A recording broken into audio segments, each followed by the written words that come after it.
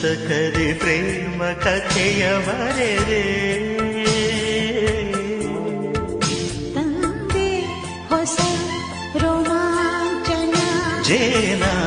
ಸವಿ ಈ ಚುಂಬನ ತಂದೆ ಹೊಸ ರೋಮಾಂಚನ